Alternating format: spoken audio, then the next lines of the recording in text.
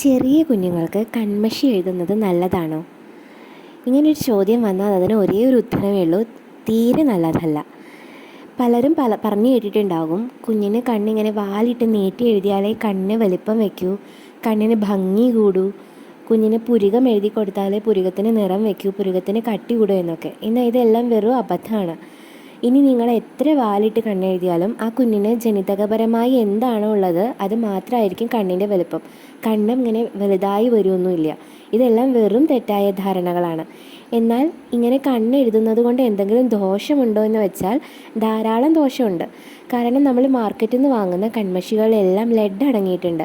ഇത് കുഞ്ഞിൻ്റെ കണ്ണിൻ്റെ കാഴ്ചശക്തിയെ വരെ ബാധിക്കാവുന്ന ഘടകങ്ങളാണ്. ഇനി നമ്മൾ വീട്ടിലുണ്ടാക്കുന്ന ഹോം മെയ്ഡ് ആയിട്ടുള്ള കാജൽ യൂസ് ചെയ്യാമെന്ന് വെച്ചാൽ ആ കരിയിൽ കാർബണിൻ്റെ അംശം വളരെ കൂടുതലായിരിക്കും.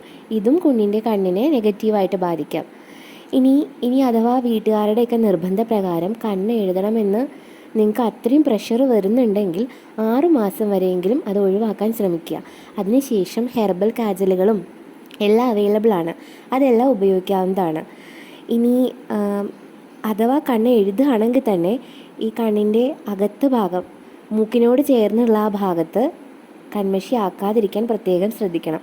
കാരണം അവിടെയാണ് നമ്മുടെ കണ്ണുനീര് ഉൽപ്പാദിപ്പിക്കുന്ന ഗ്രന്ഥിയുടെ ഡക്റ്റ് ഓപ്പൺ ആവുന്നത്. നമ്മൾ അങ്ങനെ കാജലെല്ലാം എഴുതുമ്പോൾ ഈ പാർട്ടിക്കിൾസ് എല്ലാം അവിടെ പോയി ഇരുന്ന് ആ ഡക്റ്റ് ബ്ലോക്ക് ആവാനുള്ള സാധ്യതയുണ്ട്. ഈ ഒരു കോംപ്ലിക്കേഷൻ ഒഴിവാക്കാൻ ഏറ്റവും നല്ലത് കുഞ്ഞിന് ആ ഭാഗത്ത് കൺമഷി തട്ടിക്കാതിരിക്കുന്നതാണ്.